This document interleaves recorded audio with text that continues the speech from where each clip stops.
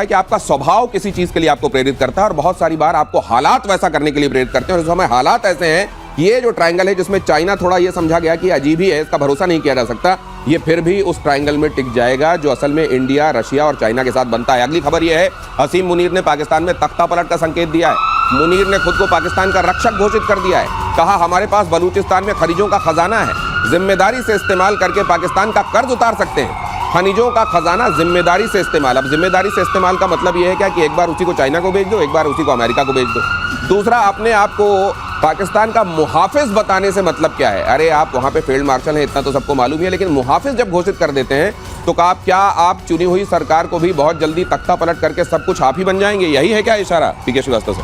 इशारा तो इनका ये है, लेकिन फिलहाल इनके पास दो कठपुतलियां अवेलेबल। कौन कौन? खुद शहबाज और बिलावल जरदारी हाँ। दोनों कठपुतलियां अवेलेबल हैं, तो अभी उनके पर्दे के पीछे रह के सारा वार कर सकते हैं। अच्छा। और अभी जो सिचुएशन बन रही है और जिस तरीके से ये देख रहे हैं कि अमेरिका अल्टीमेटली किस तरफ करवट लेगा और इनको चाइना की पूरी जरूरत है।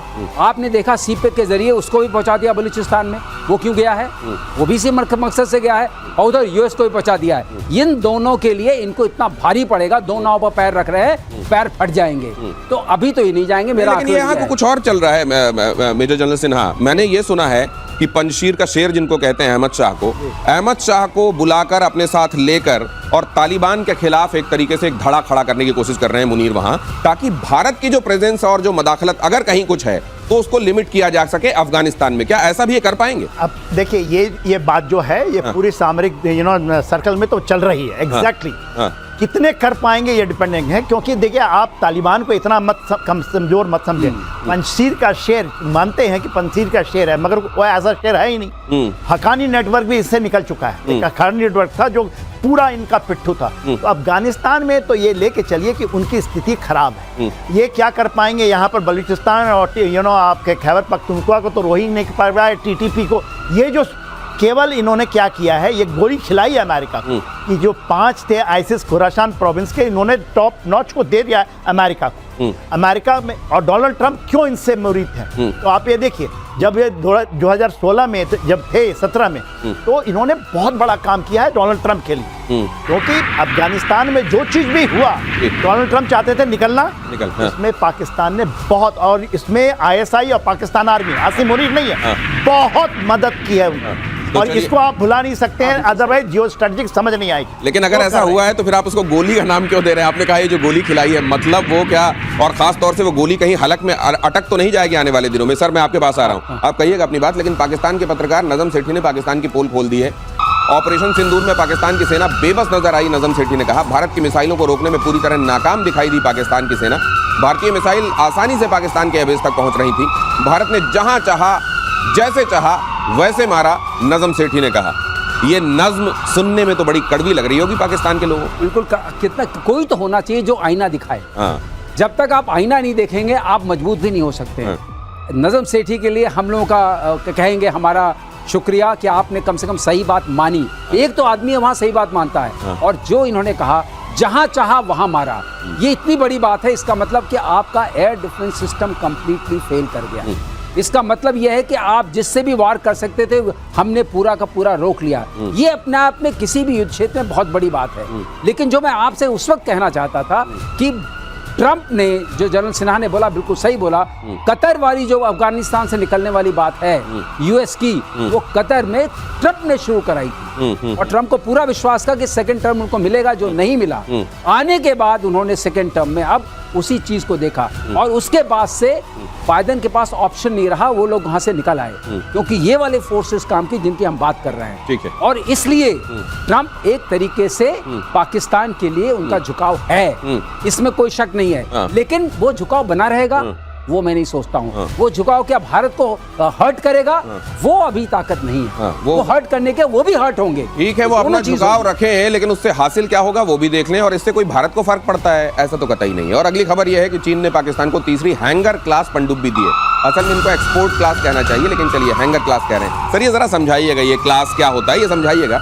हैंगर क्लास पनडुब्बी सौंप दी है चीन की तरफ से। पाकिस्तान को 8 हैंगर क्लास पनडुब्बियां दी जानी है। सबमरीन के अलावा पाकिस्तान को चीन ने 4 युद्धपोत भी दिए हैं। Stockholm international peace research institute की ताजा रिपोर्ट के मुताबिक चीन पाकिस्तान को जरूरत के 81% से ज्यादा सैन्य साजो सामान की आपूर्ति कर रहा है। ये सिप्री को इतने दिनों बाद पता चला है। भारत ने बहुत पहले बता दिया था कि 80% निर्भरता उनकी मिलिट्री सॉफ्टवेयर के हिसाब से चाइना पर है, पाकिस्तान की। और अब ये खबर भी देख लीजिए कि यहाँ पर ये हैंगर क्लास पनडुब्बी और ये जो सैन्य साजो सामान दिया जा रहा है। सर ये क्या है? अब क्या हैंगर में टांगा हुआ था? क्या है ये पनडुब्बी? आप ये चाहते हैं कि हैंगर के अंदर ही रहे, बाहर न निकले। हैंगौर क्लास है। अच्छा, हैंगौर क्लास है। हैंगौर क्लास है। और ये अब मैं वो बात नहीं बताऊंगा, इसके पीछे एक कहानी है। लेकिन फिलहाल ये है कि हैंगौर क्लास का इन्होंने 2015 में ये एग्रीमेंट किया था कि 8 आएंगे।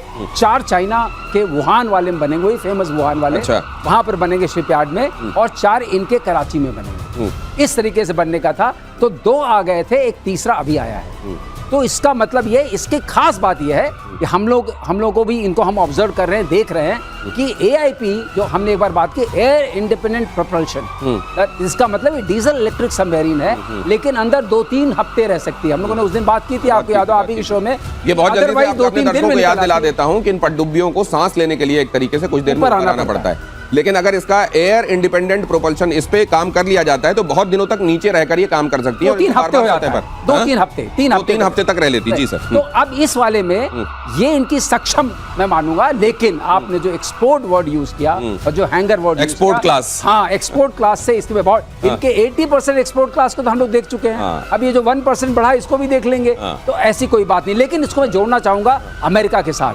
अगर आप लगातार पनडुब्बियां और सारे साजो सामान वहां से ले रहे हैं तो अमेरिका में इनका क्या इंटरेस्ट हो सकता है? आप मुझे बताइए, सिवाय उन खनिज पदार्थ के जो सोच रहे हैं अंदर है। और मैं आपके चैनल मुझे तो दूसरी बात लग रही है, मैं आपके चैनल पर रिस्पांसिबिलिटी के साथ बता रहा हूं, ये खनिज जिसकी बात हो रही है वो कॉस्ट इफेक्टिवली निकालना पॉसिबल नहीं है। बहुत रिसर्च हो चुकी है। ये खनिज और जिस तेल की और जिस गैस की, तेल और गैस तो कह रहे हैं कि वहां है ही नहीं है। जिस खनिज की बात की जा रही है वो असल में निकाला जाना मुमकिन ही नहीं है, ऐसा बताया जा रहा है। और दूसरे ये जो चाइना मुहैया करा रहा है पहले से भी, आपने देखा कि PL-15 का क्या हुआ। उन्होंने कहा कि ये तो भाई हमने एक्सपोर्ट क्लास दी हुई थी, ये भी एक्सपोर्ट क्लास, ये हैंगौर क्लास दिया जा रहा है क्या? ये एक बात है। आपके पास आ रहा हूँ जनरल सिन्हा। भारत को रूस की तरफ से हथियारों के ऑफर हैं। सुखोई 57, सुखोई 35, R-37 मिसाइल का ऑफर। रूस ने S-500 एयर डिफेंस सिस्टम का भी ऑफर किया।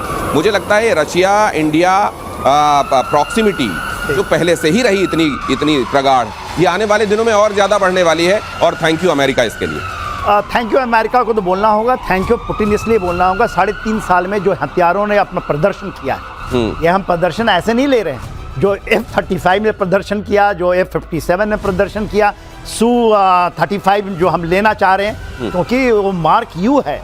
देखिए हमारे में MKI है, MKU है, उसके अलावा पंसी रेयर डिफेंस S-500, ये छोटी मोटी नहीं है।